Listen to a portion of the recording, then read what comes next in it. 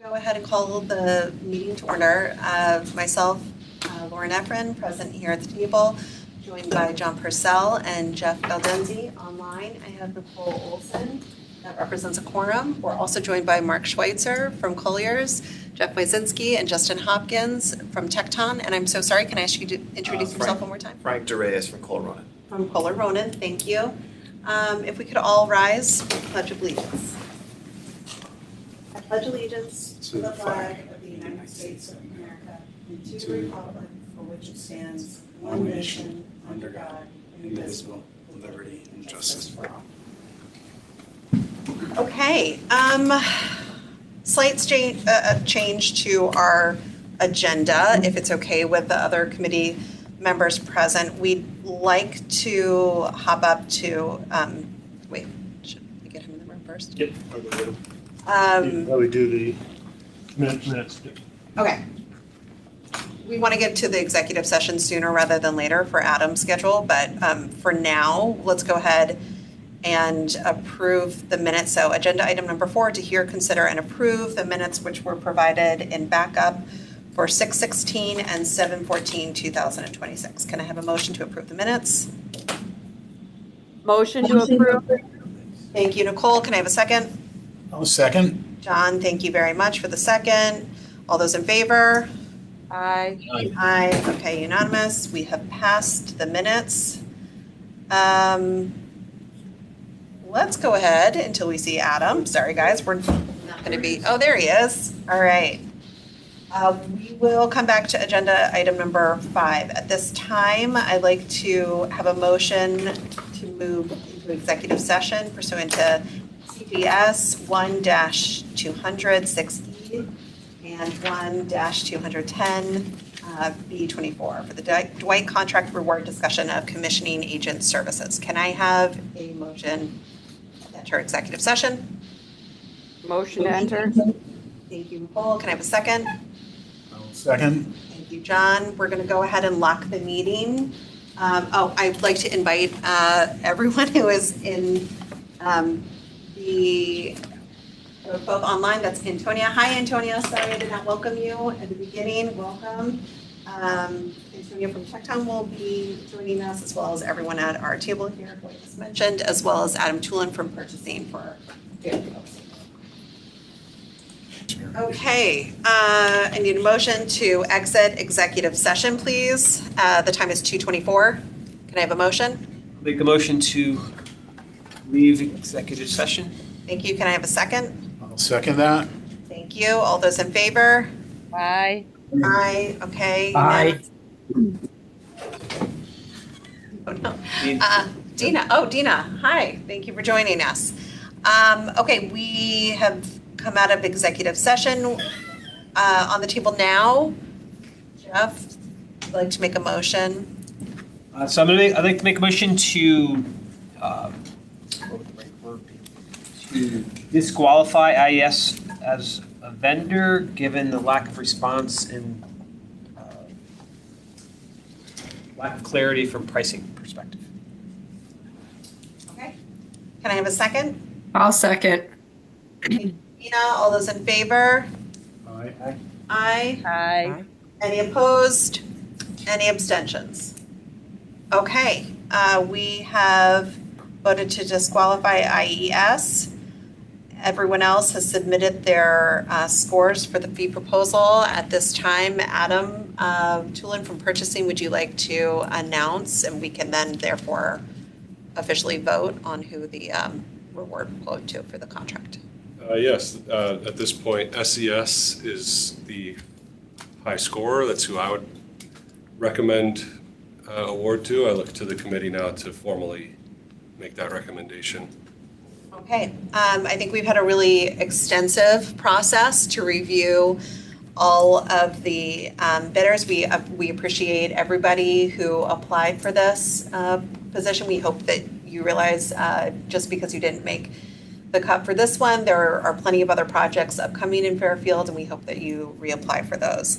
So at this time, I'd like to make a motion to approve Sustainable Engineering Solutions as our commissioning agent for the Dwight School Building Project. Can I have a motion, please? Motion from Nicole for SES.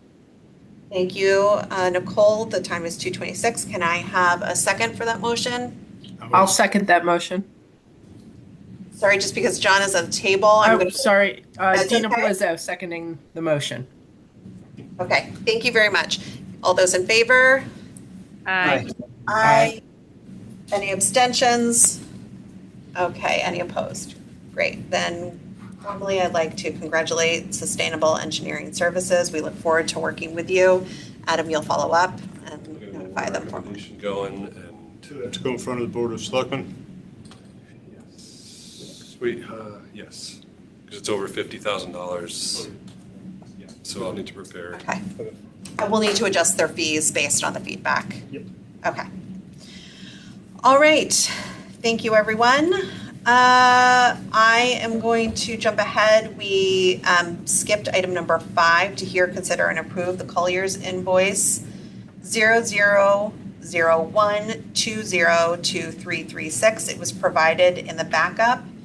Can I have a motion to approve the invoice for Colliers?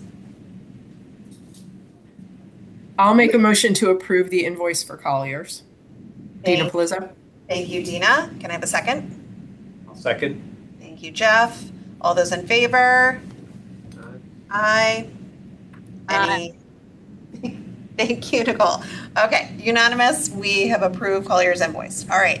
We're gonna jump ahead to, because we already covered items 6 and 7, to number 8, review of the schematic design. We are not necessarily looking for a deep dive because it's pretty extensive.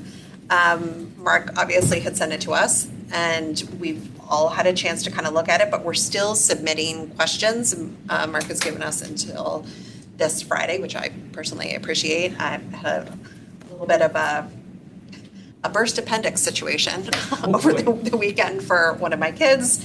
And so that's kind of thrown me for a loop, but it also gives us a little bit more time to make sure that we've got all of our questions in order. But at this time, if there are any questions from the committee, anything you'd like to discuss out in the open and get some clarity on, I'd welcome the committee to bring them forth at this time. Question for Tecton, did you guys, there were some discussions of some minor modifications, placement of the school, did anything shift that would be affecting schematic that should be called out at this point? Not at the moment, no, not at the moment. We had some, or we're having regular coordination meetings with our consultant team. We talked about shifting the building. We talked about the comment, I think it was from Nicole, about making sure there's enough space towards the rear of the building for play. So we talked about some modifications there, but nothing has come back yet. We've fixed basically the schematic design because everybody's estimating and pricing it, and we're going to reconcile it, and then we can talk about VE, VM, and modifications based on the questions that we received. So nothing materialistic at this point. It's No. considered as we review it for the next 3 days. That's okay. One of the things that occurs through the various thresholds of estimation is that there are carried what's called a design and estimating contingency within SD, DD, and close to completion of construction documents, schematic design development, and construction documentation. There's always a discussion on the level of completion at each threshold, and that kind of informs whether or not we're carrying 10% or 5% of that D&E contingency per estimate threshold.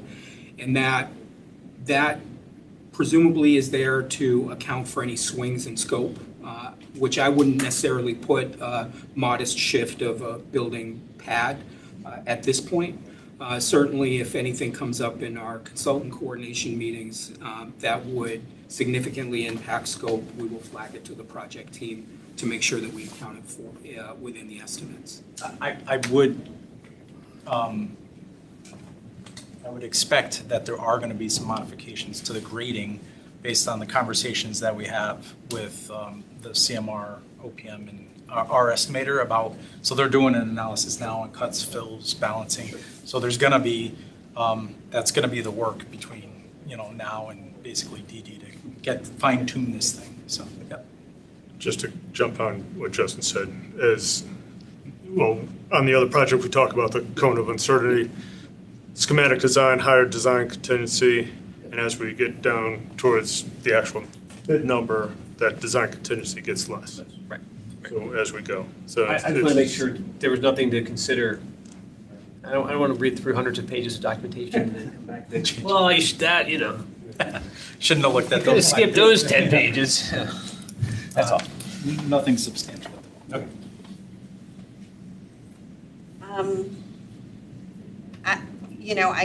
I want to almost reserve some of my questions until after I've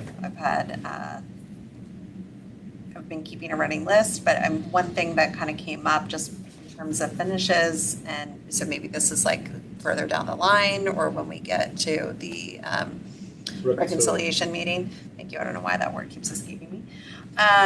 But just in terms of flooring for interiors, according to our ed specs, we have BCT, I think it's referred to as being the requirement, but I've been listening to the Welcome to Your World that Antonia had recommended, and I'm realizing how much soft finishes really lend a substantial change in how kids feel and interact and learn through their environment. And I don't want to be limited to that. And so I hope that we have thoughtful consideration and discussion when it comes to those soft surfaces, how we can best accommodate them, make sure that, to Sal's point, that we can clean them effectively. But I don't think we should not be considering them just because they're not what is listed in the ed specs. So again, I know that this is not maybe the time and the place to go over all those finer details, but we talked a little bit about one of the last two meetings ago where it was just Sal and I in it about wood being used, right? In the exterior, but also in the interior of the building. He had a bit of a mixed response, wood on the outside, not okay because it requires upkeep and repair, but on the inside, it's the gold standard for gym floors. But I think there's maybe positives and negatives to both. So I just hope that we don't lock ourselves into anything. But again, I don't think the schematics necessarily mean this is what we're deciding on right now. Right, but it is good to identify those categories because take wood, for example. I think the conversation, I recall the conversation around the exposure to it, using it as a siding.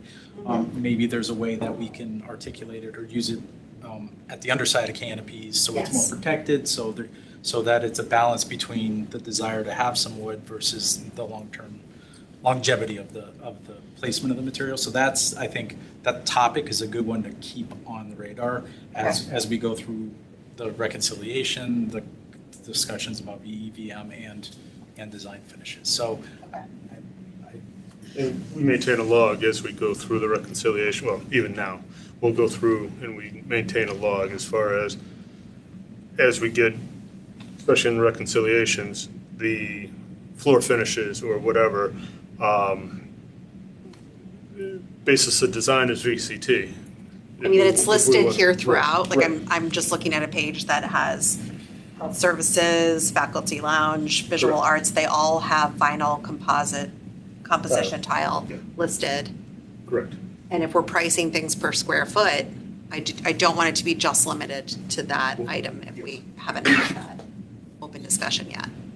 I also think it's a balance between the standards that we were given, the ed spec, and then I think Anna gave a decent presentation on the various, other types of flooring. So I think it's not necessarily locked in stone, but it's worth having a conversation. And in fact, I don't know if Justin mentioned it, but oftentimes we will have changes in finishes to be like an add or deduct alternate all the way through to construction documents, so that if you can afford a I guess, a more expensive Anna was floor. making a very good point that what used to be considered a premium product, the healthier choice was almost, would price out of considerations on some of these products, but now it's in line with standard, material. It's sort of like when you go, I think she compared it to when you go into, Stop and Shop, everybody has an organic line now. It's not, 20 years ago, it was like, oh gosh, you're gonna have to pay a premium for an organic piece of chicken or a salad dressing. It's standard now. There's plenty of affordable options. So I just like for us to consider those and not be locked into. And those are pretty, as Jeff mentioned, those are pretty tight alternates to build into a design development threshold and even carry through bidding. So because the quantities are going to be the same no matter what. So bidders will have accurate information about what the delta is. Good. What we like to say is good, better, best. If we select, VCT as the base option, maybe there are, because we know VCT is dollar for dollar the cheapest flooring material that you can put. It's also one of the more durable ones, and that's the very reason why it's a standard in a lot of school districts. But there may be LVT rubber that will be able to get real-time bid day numbers so that we can then have that conversation. Okay. So that's not an alternate, that's not necessarily a design decision that you need to make right at the end of schematic. Okay. Okay. Just as I saw it listed there, I just wanted to be sure. That flexibility. That sounds like we do. Okay. Anybody else from the committee? Nicole, Dina, anybody online have any questions on the schematics or things that they wanted to bring up top of mind before? No, I'm good. Thanks, Nicole. I'm all set. So, Madam Chair, if I may be able to share my screen, Yes, please. I have I have a presentation that I would like to share. If you don't think that we're going to be going too long. Yeah. Here. I think we're pretty tight right now. 2:38. I feel pretty good. I know. I'm just going. Regret that an hour from now, right? Yes.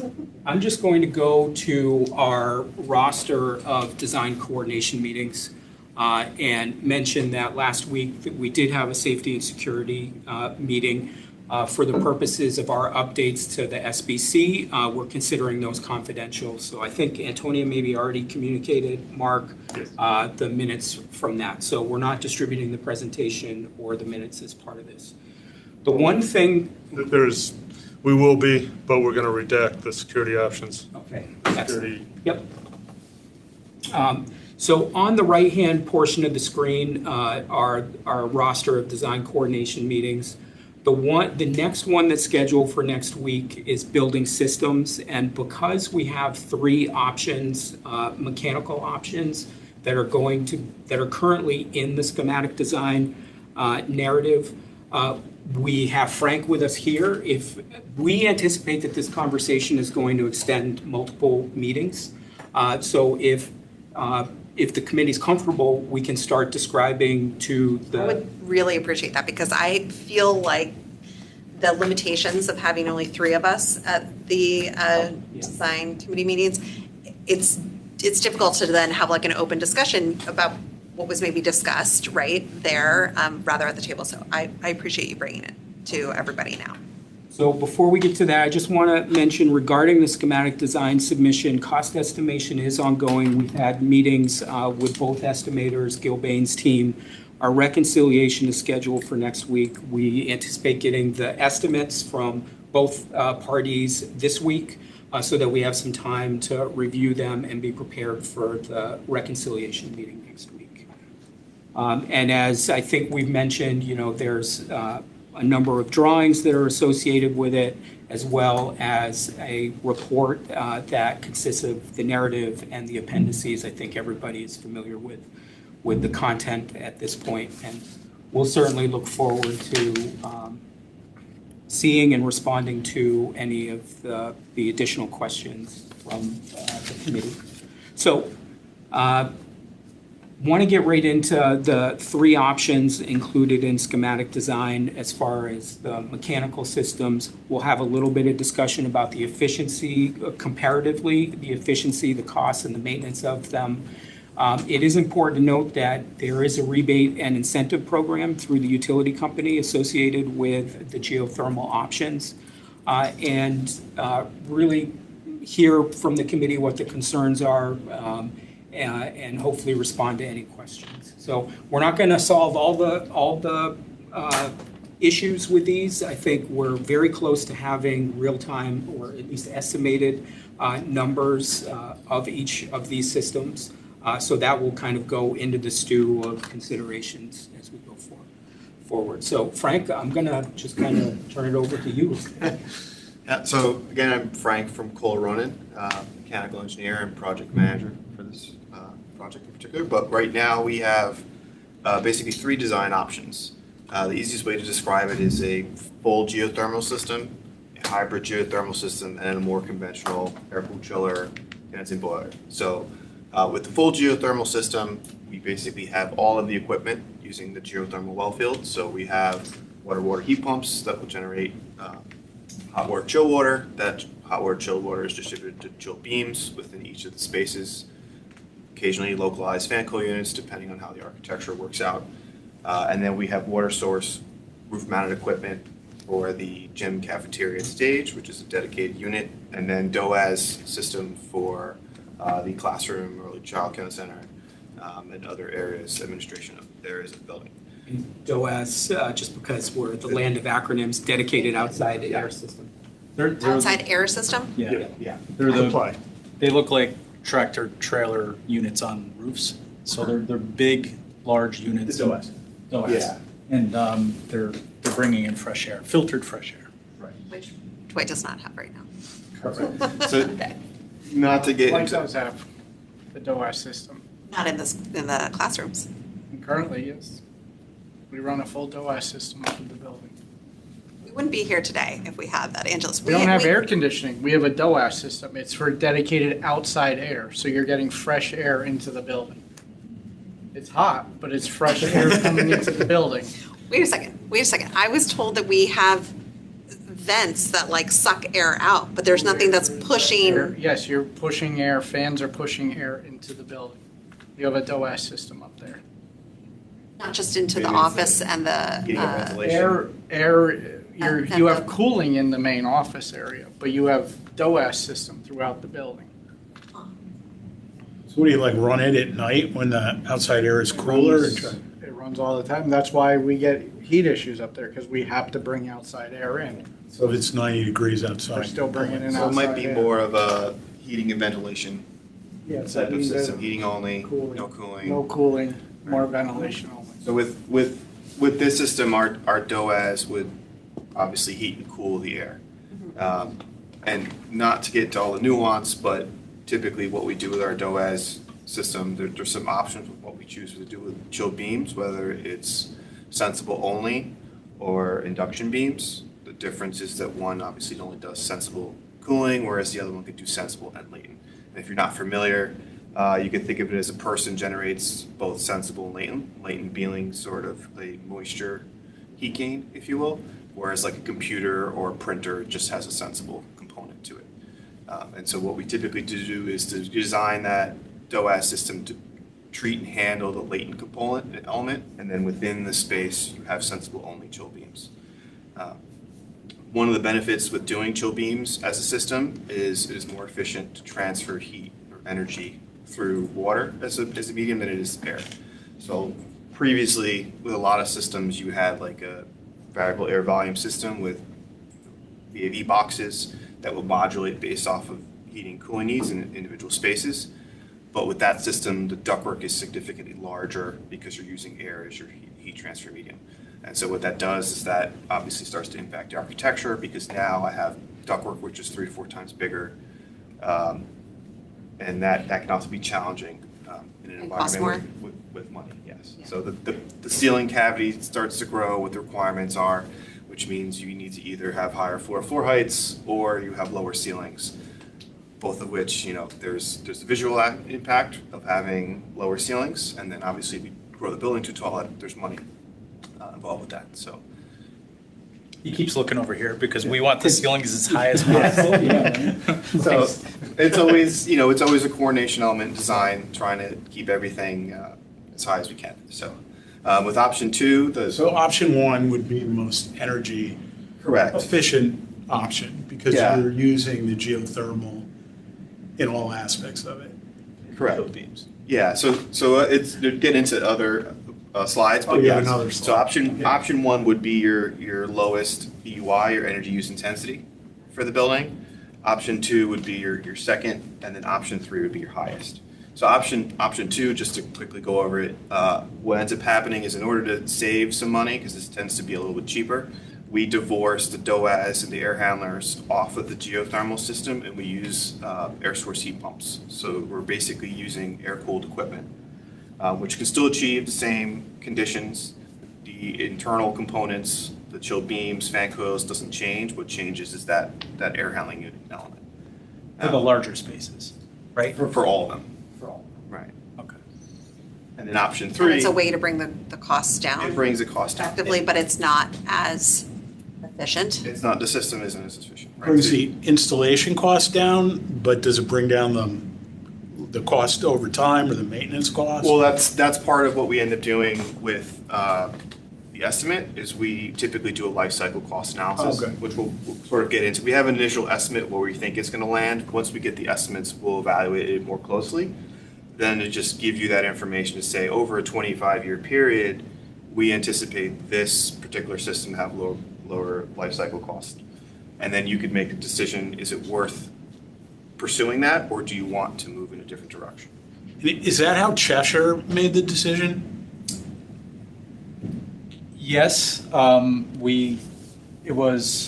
recall it was basically a conversation at the end of each of the design phases with estimate reconciliation to try to find savings in the budget. So that's why we landed with a hybrid system, because it did save, and I don't remember. Oh, Cheshire went with option Cheshire- 2. Cheshire is option 2. Yeah, Cheshire went with option 2, Madison is option 1. Yeah, it's close to, similar to Neck option River 1. is option 1. But it's closer. It's not exactly, it's not a chill beam, but it's close. The geothermal reduction is just less wells? Correct. Yes. Right. So then you also don't have to distribute geothermal water to each of those air handlers. So option 1, you have your well field, and you have that geothermal water distribution to all of the air handlers. Where option 2, you have your well field, the distribution is to your water-to-water heat pumps, and a distribution to your air handlers disappears.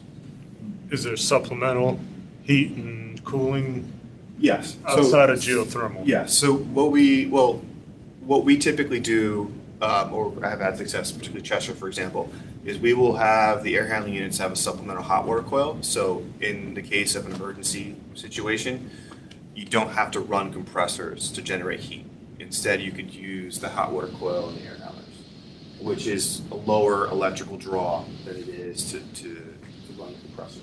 Dead of winter, Right. high peak, So the or units high themselves- cold, max warm days.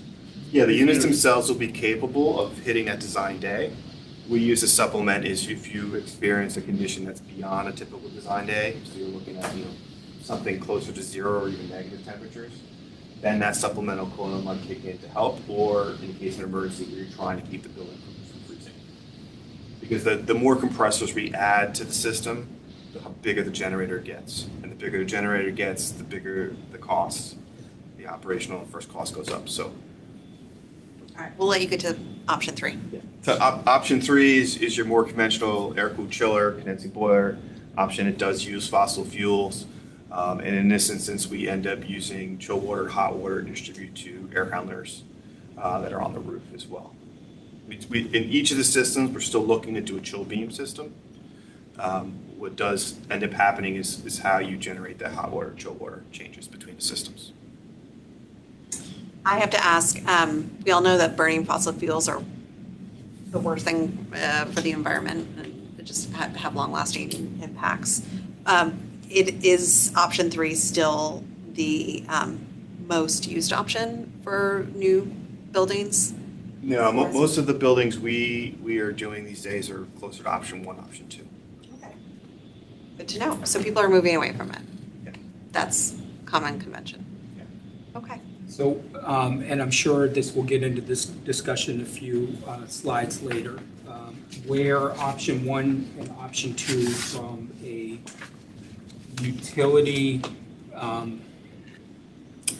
utility, Rebate? perspective use, I guess. Option 1 and 2 are electricity, and it starts to become more advantageous when you introduce on-site generation of electricity through rooftop solar, et cetera. Otherwise, your electricity bills, instead of paying Will go up.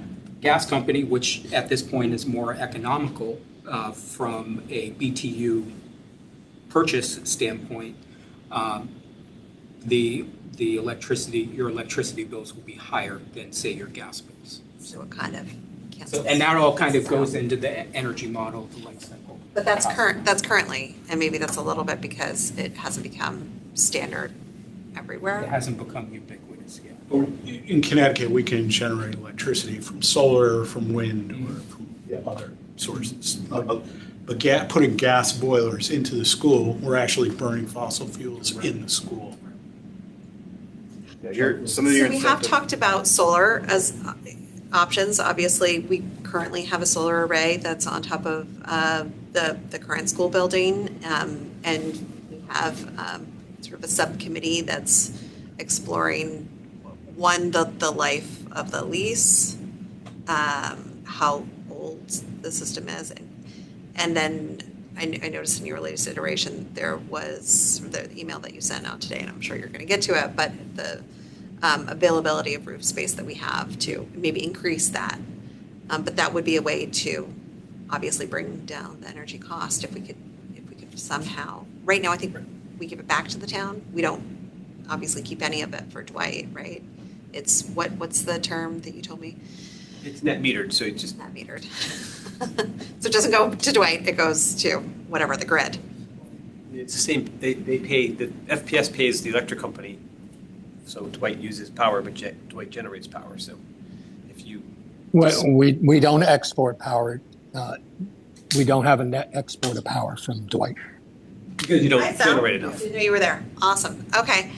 I'm curious, what do you do at Ludlow High School with the solar panels that are on top of the parking lot? Does that go? It goes back to the net meter. Goes back to the net as well. So currently, we don't have any.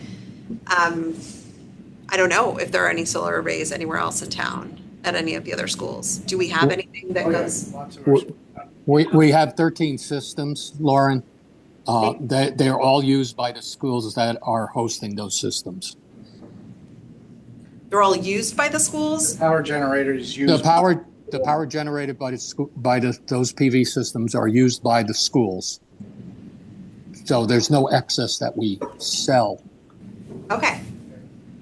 So we have a model, is what I'm saying, for capturing We solar capture- energy, using that energy.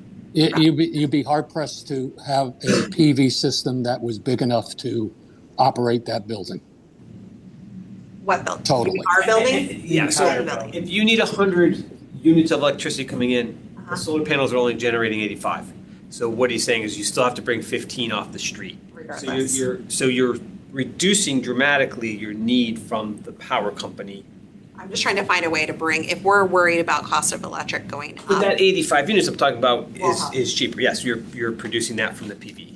So it's, Yeah, And I you just would wanna make sure that you would we have be a model within the town where we're already bringing down electricity costs, it we do. sounds like. That's good. That's great. Okay.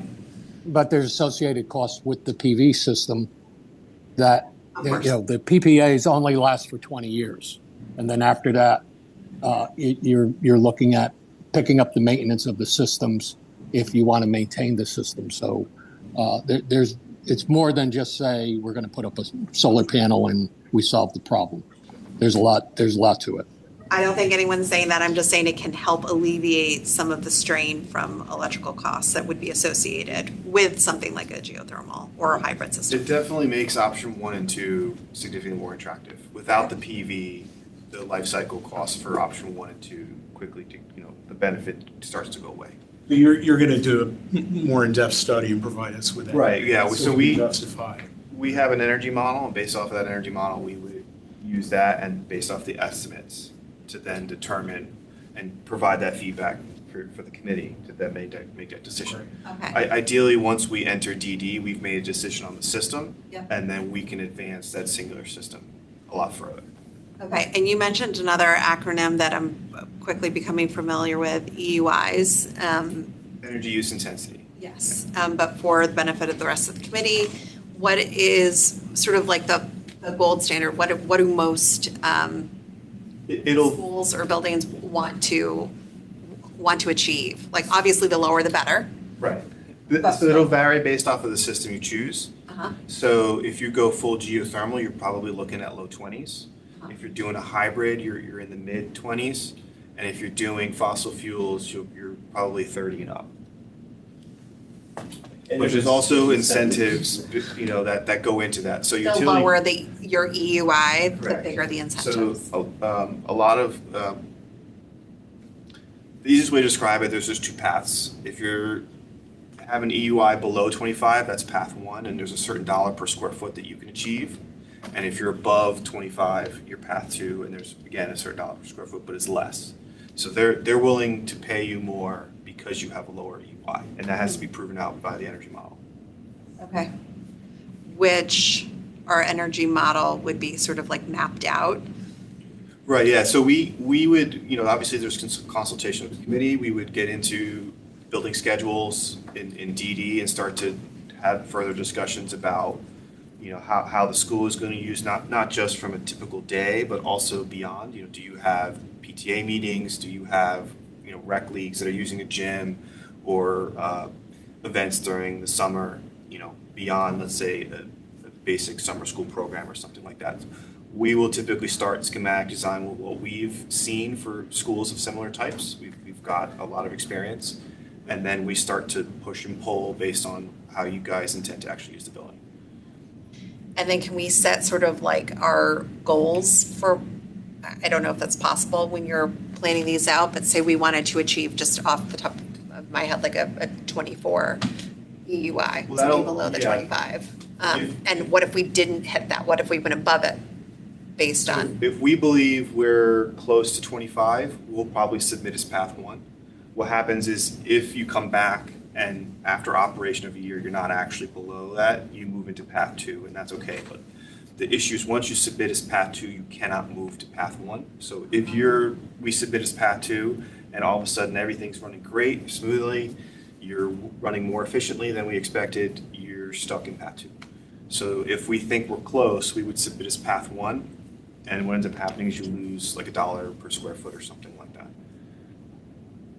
As part of those incentives, yeah. Cheshire, the EUI for both Cheshire buildings was 21, 22. I think so, yeah.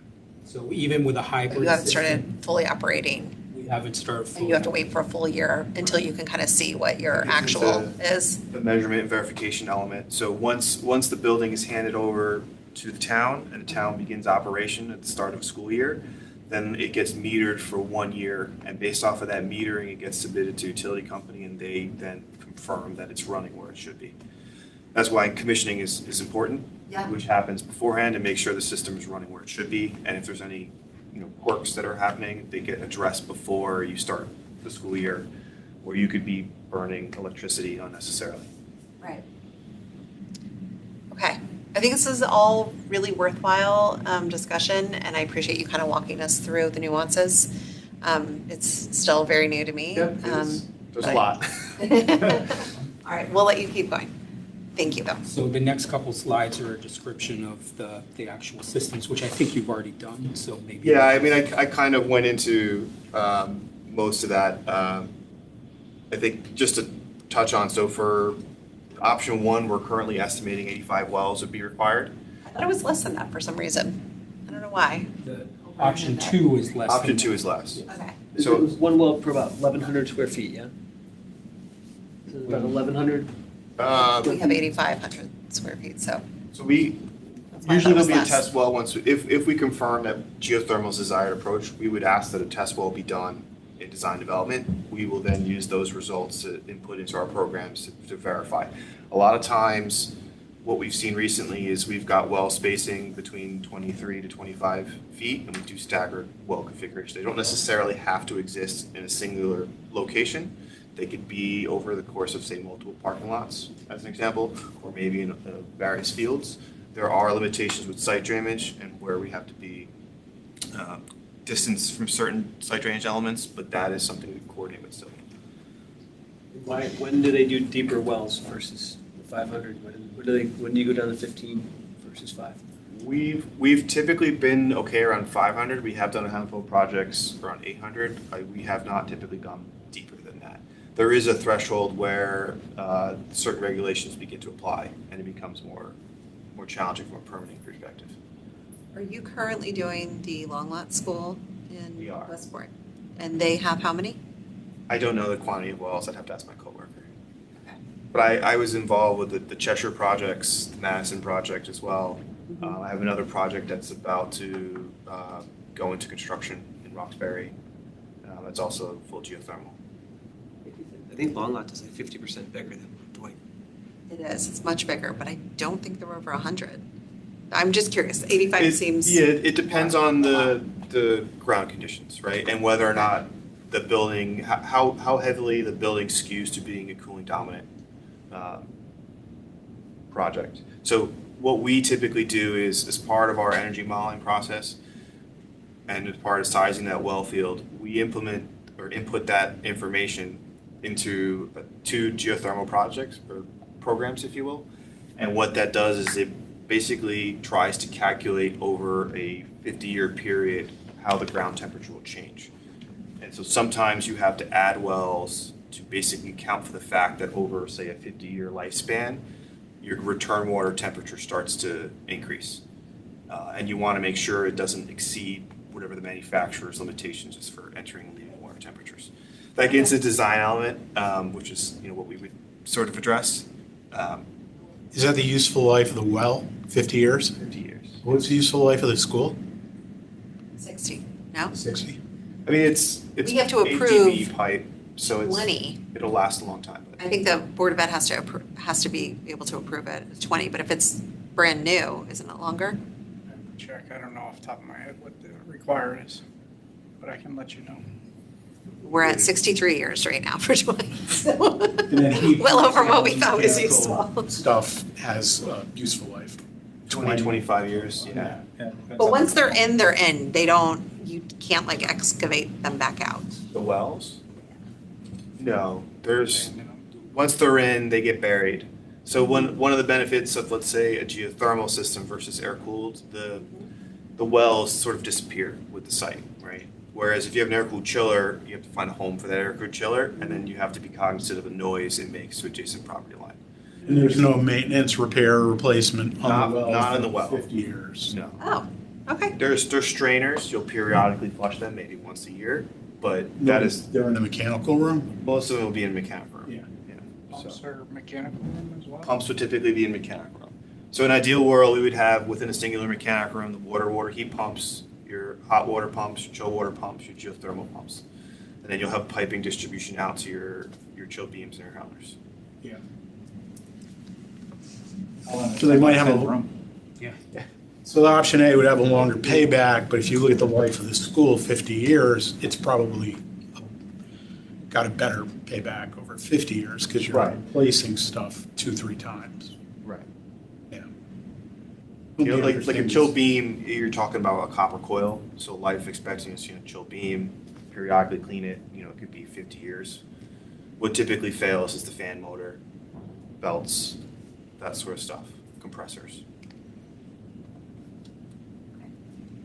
But that gets into the life cycle cost analysis, and there'll inherently be discussion, so we would bring forth what we are estimating for equipment life, and certainly there's an opportunity for the committee to comment, to say, we don't want to assume 20 years for, air source heat pump, we want to assume 15 as a worst case, and that'll obviously start to shift the numbers, but that's part of the analysis.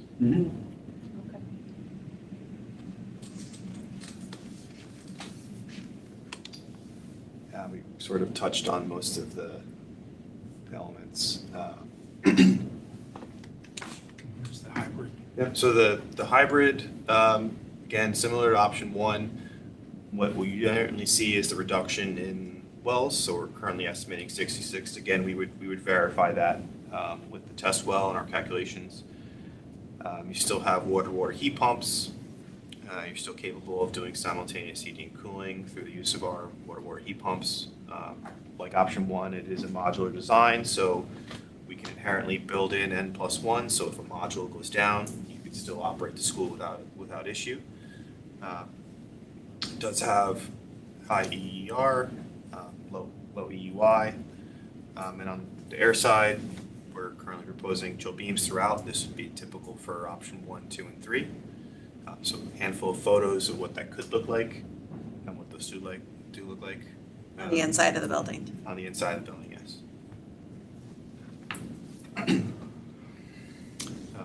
With the air source DOAS unit, again, it's basically air-cooled equipment. There's no piping to it, other than maybe a hot water reheat coil for supplemental heat, which I mentioned earlier. That does tend to be slightly cheaper because you obviously don't have the piping distribution throughout. But you still have the improved indoor air quality. We're doing more than perhaps the minimum ventilation that's required throughout the building. We would typically have energy recovery wheels, which would again try to be as efficient as we can. That'd be similar for the air handlers, yeah. So option three, excuse me, sort of touched on. You have your air-cooled chiller, your gas-fired condensing boilers. So condensing boilers are about as they're more efficient in cast iron. They obviously only run on gas. They don't run on oil. Could you just point out in option three what is not in option 1 and 2? So the gas-fired boilers are not and the in option 1 and 2. They are not, and the air-cooled chiller is not. So our mechanical room requirements do change for this option compared to the others. Your air-cooled chiller, you do have to find a location for that on site. Noise to the adjacent property line becomes an element of concern, more so than the standard air handlers, because they tend to be noisier. Sometimes that's covered with an enclosure or some Well, sort of we are in a residential area up there. It does Not come up. that other schools aren't in residential areas, but It comes up as a topic of more quiet discussion. and, But it's something that has to be considered, right? okay. Obviously, with gas-fired boilers, we all burning fossil fuels, so that tends to be a consideration. It does typically have a lower first cost than your option 1 and 2, because you get rid of your well field. The well field tends to be an expensive element. For air distribution, it would be very similar to option 1, chill beams, fan coil units throughout. Your air handlers on the roof do have a tendency to get bigger, so we do take away some opportunity for PV if that ends up being considered. Just the nature of the units get longer because you're trying to fit in more coils to achieve the same thing as option 1 and 2. So this is what it typically looks like right now. Yeah, that's a simplistic view, but you've got your DOAS unit that delivers your primary air to chill beams, and your chill beams heat and cool locally. So you could have different temperatures within different adjacent rooms. spaces. Can you not do that with options 1 and 2? No, it's the same. Same, okay. It's the same with option 1, 2, and 3. So our end device equipment, chill beams, fan coil units, that is the same with all three options. Okay. There's design element changes that happen with each of them that has to be considered, which is or leaving air temperatures with each of the units does slightly change, which is why if you look at the mechanical narrative, the air handlers in option 3 are bigger. You need more primary air to cover your latent cooling requirements. You're dealing with chill water, so your dew point coming off the unit is higher. We get the specifics some other time. No, I like it. I like And so, dive on all of this. just sort of recap. Becky was here for it. With options 1 and 2, you do have your water heat pumps, chill beams. You've got your water source equipment in option 1. You do have the opportunity for trying to do a net zero building. There's an opportunity. Mm-hmm. In option 2, obviously, what changes, you could move to air source. Again, you still have the opportunity to do a net zero building design. Option 3, you move into the air-cooled chiller condensing boiler, and your opportunity for net zero building design is not there because you're burning fossil fuels. One thing that I'll just note, the dollars per square foot that are identified there are historic numbers. We'll get more current feedback in our estimates so that we'll be able to have that discussion. Those costs per square foot include the wells, correct? Yes. Yeah, which is why option 1 is the highest, because you're looking at there's more wells involved. Sure. Than option 2, so. Is there any possibility that we get to feasibility and then you find out there's so much ledge or it's not good, it's not feasible to do geothermal at that location? A lot of times the unknown with wells is the casing requirements. So as you drill, you're trying to drill until you hit bedrock. And that is the unknown. That cost tends to be expensive, like $16 to $20 per linear foot. So the test well will confirm that. The fact that there's rock isn't necessarily an issue. Is it a good thing or a bad thing that hit rock 5 feet down? I would say it would make the well cheaper. Yeah, that's what I thought. You're not buying the casing. You're not buying the casing. Ideally, you're drilling into bedrock, and that is Really? that's your That's case. the ideal situation. So I've seen it So handled. we did do preliminary borings. Angeles, do you know how deep? Do you know how deep the borings were up on the field last year? I vaguely remember seeing the results, and it was that there was a thin vein running north to south. think But I we- don't remember how Look, deep I the don't wells, think we or really- not the wells, how deep the drilling went.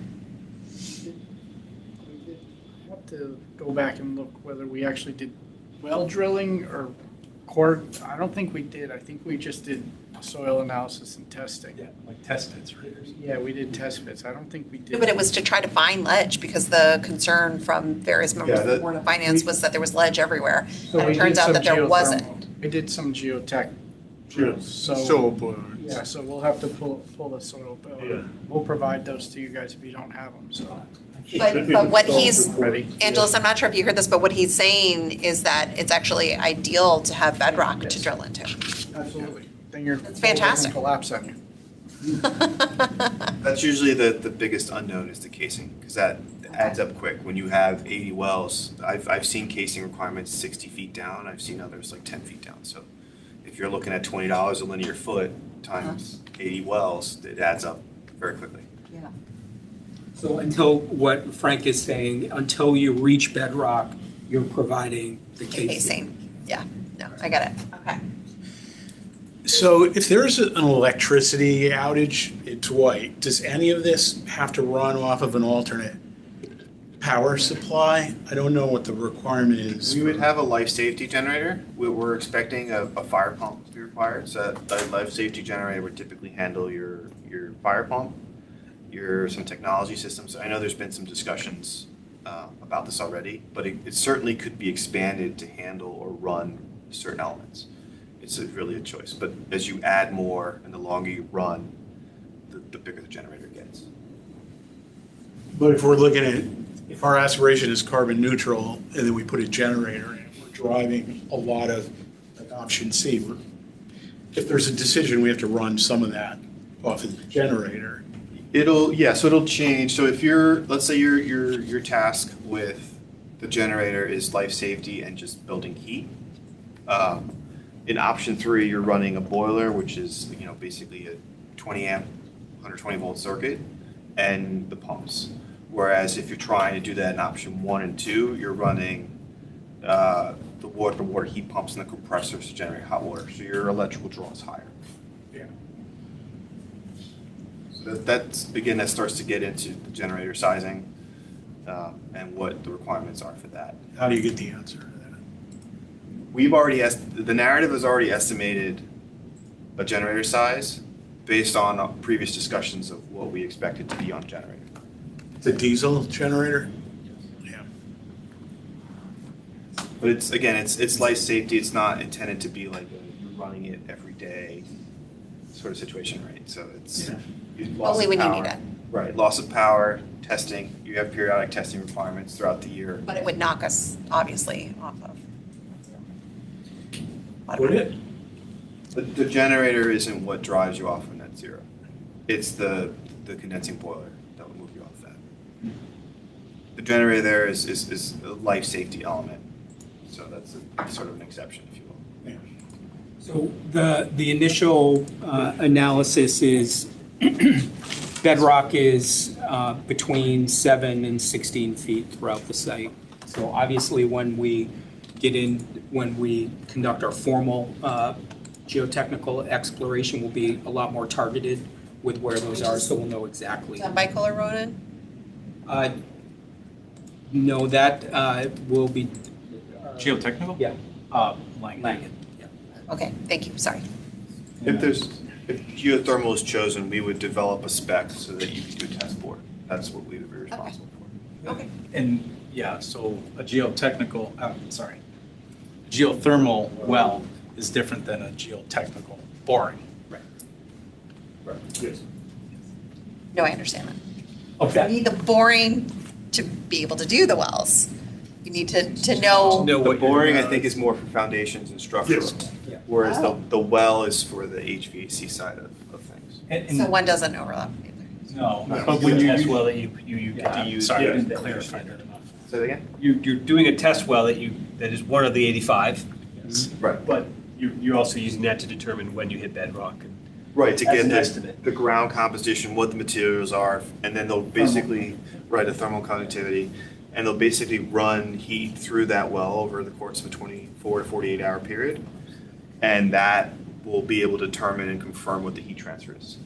Are you doing this once for both the benefit of knowing whether or not this would work for the geothermal, the HVAC, and also for the foundation of the building? Two different rigs. drillers, yeah. Yeah. Okay. So the purpose of the geotechnical analysis is to determine the extent, one, the suitability of some of the soils that are on site for structural compaction and unsuitable material, if we have organics, if we have a high sand content, and the elevation of bedrock throughout the site. Because if you're not identifying those depths, you're not buying those depths for excavation, and there's a big difference in labor and the costs associated with labor if my site contractor is simply scooping dirt out of the ground or needs to hammer it or blast it to get to it. Right. Which was, okay, that was the concern from Think of the geothermal well guy as if you're on well at your house, that, basically that's the driller that sort of, Yeah. more technical, but, and why does option one have a higher maintenance than your matrix? There's the compressorized equipment is spread out more, so we would anticipate you moving to multiple locations to try and service and maintain that equipment. What? You anticipate moving it to multiple locations as opposed to all together? For example, the pumps on the geothermal side are inherently bigger, so you're dealing with bigger strainers, bigger elements. You have in So like theory, this- multiple equipment rooms? No, one. Ideally one. Okay, sorry. As compact as he only possible. gets one spot. I was like, wait a second. But there's the compressorized equipment could be in multiple locations in that you've got your water-to-water heat pump room, your mechanical room with your pumps. You have compressors on your roof, so you're potentially looking at two different locations. A lot of times with your air source heat pump option, a lot of times they just kind of set and forget. But you have to make sure you're treating your water. There's more water you're moving, so water treatment is always important. Making sure your heat exchangers don't get clogged up. So really, on the ground, like maintenance-wise, you need people to service these. Doesn't matter what system you choose, you Obviously. always need to service and maintain your equipment, right? Of course you do. So, Or you're but there's different. reducing the lifespan. I realize that. So, Yeah. but just like for Angelus, who has to, make sure that our guys who are there in the building are maintaining it properly, it's a lot. So it's a little bit more because the way I like to More view it is there's more heat exchanger elements. And so you need to make sure your heat exchanger components are clear of debris. Over time, if you leave it, you'll get a film, and that reduces heat transfer. And so your efficiency starts to decrease. You just put it on a PM schedule. Right. Yeah. I mean, we're not talking like monthly, No. right? But there's still yearly maintenance beyond just filter changes. Filter changes are fairly consistent across the board, right? Mm-hmm. And that could be once a quarter or every half year. You start to figure that out as you run your building as needed. But making sure all the mid-central equipment is operational and maintained. And the water treatment is the biggest, is what you're It's saying. very important. No, so it's not a closed loop from a water perspective. No, it would be a closed loop. So what are you filtering? You're refiltering the same water over and over again. There's still strainers. Over time, you get some pipe debris that sort of comes up, right? It's not massive, but it happens. So it's emptying strainers. Yeah, Making you sure should be that the flushing strainers filters- probably once a year. That's what's typically recommended. And whereas with the option 3, moderate maintenance, you don't need to check on it? You don't need to? You still do. It's a more conventional system, so people tend to be more familiar with it. Yeah. So it's not viewed as big of a hardship. Yeah, option 1 is obviously your most efficient. As you move down to the right, you're moving to your least efficient. Then obviously first cost is higher left to right. Your operating cost is cheaper left to right. So option 1 is your lowest. Option 2 is sort of middle ground. Option 3 is your more expensive. Same thing with the rebate, right? Rebates. Yeah, rebates, you get more with option 1, and it gradually decreases. At option 3, a lot of it starts to go away. So there are rebates and incentives for just doing geothermal. Again, if you obviously don't have it, there's no money there to pursue. You also put together the preliminary life cycle cost Right. here. Yeah, so we'll obviously get as the estimate is reconciled, we'll have to update this. We're sort of going based off of what we've typically seen, similar projects, similar project sizes, types. So again, as I mentioned, for option 1, EY is roughly estimated around 20, option 2, 25, and option 3 is 30. We've had an estimated operational cost for each. Again, we'll have to fine tune that as the estimate comes in. But as you sort of move down, there's potential IRA savings. Is that still applicable? Yeah. It is. Haven't got rid of it yet, so it's still there. But obviously, as certain things go away, it sort of makes certain options more attractive than others. 40% of geothermal well field cost is shared. Am I seeing that right? 3 underneath IRA cost share of 40%? Yes, That's a different program than the. that's a federal utility. program. Yeah, that's a federal program. That's a direct pay. That's why I was asking if it was still applicable. I think Cheshire received, I don't know the exact amount, but they pursued this. I don't know if they have it in hand yet, but we can ask. They did. They applied for it. Yeah, they applied for it. Yeah, I That just. might make it more appealing. Just keep in mind, all of those rebates and incentives are well after the project is complete. So, No, I know. yeah, sometimes it's like, oh, yeah. Not upfront. We have to pay for everything upfront. Yeah, I yeah, understand. yeah. Okay. So there's a case, Hamilton Avenue School in Greenwich, where, are you guys familiar with this? They installed a geothermal system and it failed in 2023. What is it called? Case? Hamilton Avenue School in Greenwich. So it was a big problem. Apparently, they had to rent on-site HVAC backup equipment. They were involved in a big lawsuit. It could be that they undersized the well field, if I had to guess. I think they did, yeah, I think it was part of the initial work up front. They didn't do it properly. It may come up, so I think we'll need to be able to Right, and that, talk about what went wrong there and how, if we're recommending it, how do we make sure appreciate we this, don't John. make the same mistake? Yeah, what are common, do you know? This is an example of what are common problems that may occur. With a geothermal? I mean, the biggest concern is undersizing the well field. That's why you would go over. I don't want to, well, I'm not just throwing money at it, I you know what I mean? But that's part of the discussion with your building schedules and how you intend to use it and our versus our assumptions. So we are in a cooling dominant environment here. So what happens is over time, the ground sort of warms up. The temperatures you get back tend to basically increase over time. So that's why we model over a 50-year lifespan.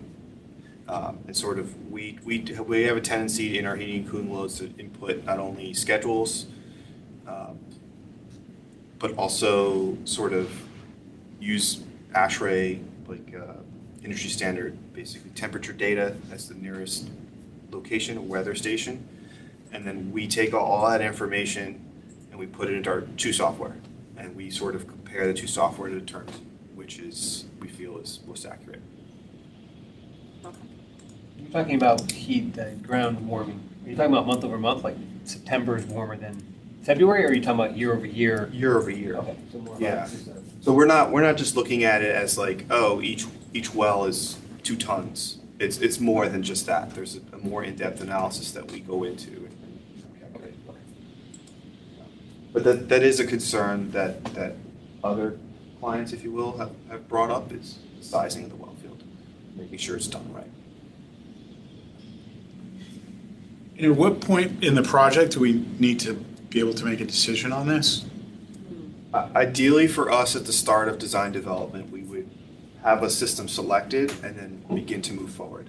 So we The really need to space have these proofing- conversations, to Justin's point, ongoing over the next few meetings so that we can lock it in. That's why we're kind of throwing the volley now, anticipating that this is likely going to be multiple meetings. Obviously, a very important part of this conversation is the information that we're going to get from the estimates as well.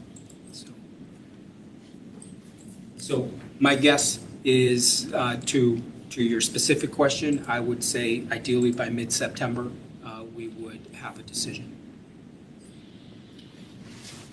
The mechanic room space roofing does change with each of the options in the district distribution as well, between options, say 2 and 3. But are we gonna have the rest of the pricing in order to make the decision? Because it's, yeah? We'll have estimates next Friday. We're jumping ahead on the agenda, but next Friday we'll have the estimates with the comments. We'll do the estimate reconciliation on the following Wednesday. We'll line it up in basically a leveling sheet. And as we go through the reconciliation, we'll come up with basically a final design number. And it'll include all 32 divisions of the CSI, all 36 divisions of the CSI. Used to be all 16. But it'll be estimated the whole building at schematic design.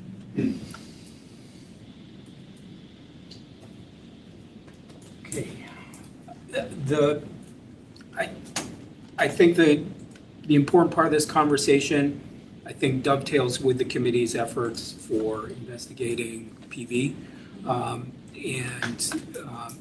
For both of these options, option 1 and 2, the path to net zero changes a little bit based on the EUI and the size of the building. So that's something that I think when we have a more definitive energy model, I think you guys will provide the extent of the solar generation required to meet net zero. At this point, we have a roof plan that we've identified approximately 26,500 square feet of available roof that can support PV. We'll continue to look at efficiencies there and solar orientation. You know, we don't just want to fill the space on the roof that is not going to be conducive to solar generation. So I think off the cuff, unless we make different decisions with the roof plans, we don't think that the entire roof would get you to net zero. You would need to supplement that with some ground-mounted solar.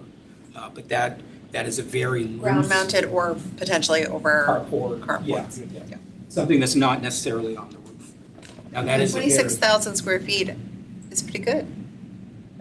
I mean, what is the, I don't know what the total roof square footage is, but Is it gonna throw off the sight line looking up at the roof? The solar, no? No, these are, well, it depends on if we're putting them on pitched portions of the roof. We've had some committees that don't want to see any solar from the street or from eye level. We've had other committees say this is a great teaching experience for our students to see that the building's kind of working. It's part of tied into the curriculum, that type of stuff.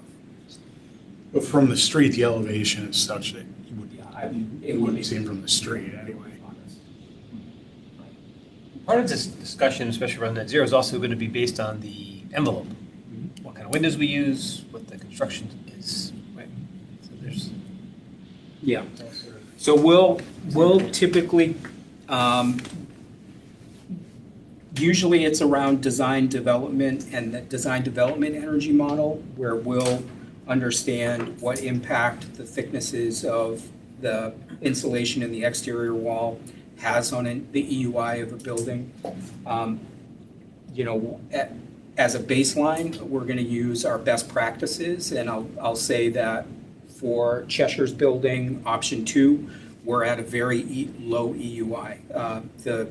The estimate in this spreadsheet or this graph estimates option 2 to be 25 EUI. And that's what we started Cheshire with, but due to the tightness of our building envelope, we're down around 21. I think it's, one's like 20.2 and the other's 21.1. what's interesting to me here is that option 3, annual operating cost, is the highest. No, sorry, option 2 is. I apologize, it was 122. Okay. The equipment is effectively less efficient. So as you move left to right, equipment becomes less efficient. So some of your compressor efficiency, your COPs start to decrease. Because remember, with option 2, I have air source heat pump. So you're using compressors that are basically air cooled for heating. So during the winter, as the temperature starts to decrease, your coefficient of performance drops. So you might have a coefficient of performance in heating of, say, 3 or 3.5, maybe 4 at, say, 40 degrees. But as you move closer to your 0 degrees at single digit, that moves closer to 2. So it becomes less efficient. So there's a higher electrical demand to achieve everything. Okay, this is a lot to take in. I appreciate you sending it in advance. I have not had the opportunity to have it posted as backup, but for the public, we will include this after the meeting. You'll be able to find it online. But I think this is a really great starting point for this discussion. So thank you very much for bringing it to the committee today. Thank you, Frank, for coming and kind of walking us through it.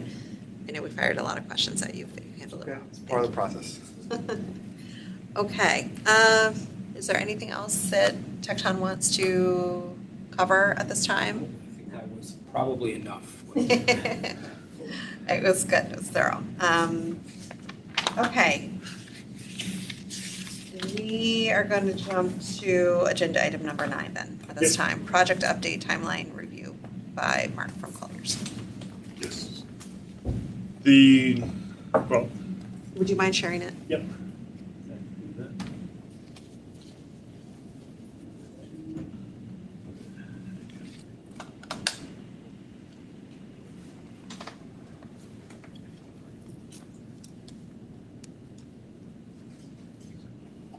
All right. And this does not have the, we're basically sitting here at the building committee on the 11th. On the 14th, we have the schematic design review along with comments.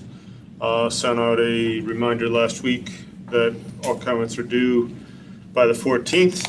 Could you do another reminder on the 13th for us, please? Sorry. I can do that.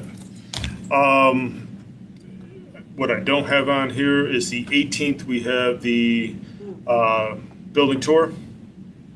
Not sure, are we doing, I think we're going to do Barnum first and Neck River Better second. for you, Mark.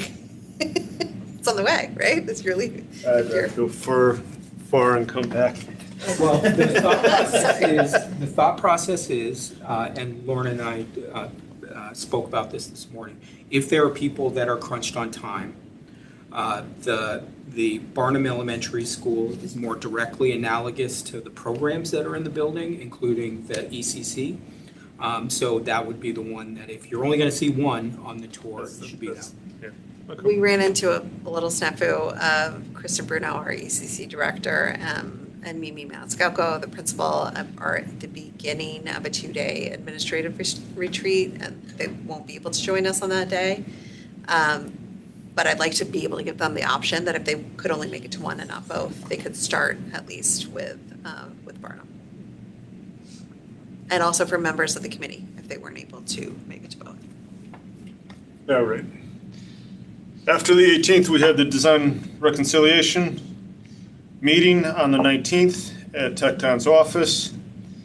And I'll send this out as well, the schematic design value management meeting we'll schedule for the 25th. And we're looking to have everything wrapped up with schematic design for our building committee meeting on the 8th, which is right after Labor Day, to approve the schematic design and to move into design development. We did, I think, talk about September 1st, that design coordination meeting, potentially moving that. That's the first day of school, at least for Nicole and I. That would be challenging to be able to do both. Yes, and that is, at that point, would be basically room by rooms. Yeah, that was one item that I was going to discuss. I think we have some room in the schedule to shift those room-by-room discussions until later in the month, in September. So do you want to switch meetings for that day, is what you're saying? Or We'll just skip it altogether. Just skip it altogether? We can probably skip them and just basically get on the next cycle. I think we have enough time. I'd appreciate it, thank you. So we'll update that in our spreadsheet. Okay. Well, Go ahead, coming Jim. back on the 18th, we have the design coordination meeting, which is the MEP systems. So after we're on the 8th, after Labor Day, the design development notice to proceed, we're off to the races with design development. Switching from SD to DD. Yeah, design development, where we get into more of the details, the better plan, the more details on the plans and finalizing. The room-by-room meetings are probably more appropriate in that phase anyway, just because we want to focus on all the details of each room. Yeah, great. And I think we're still waiting for some information back from the district, I think, for the room by room too, right? We had Marco today from. I think we're still waiting for the technology information. I'll see if we can dust those concerns off. But again, some of those conversations can be deferred to the room by room. But more information earlier is always better, but. If we need to follow up with him, I'd like to be sure Just that return so I can he's back. give them.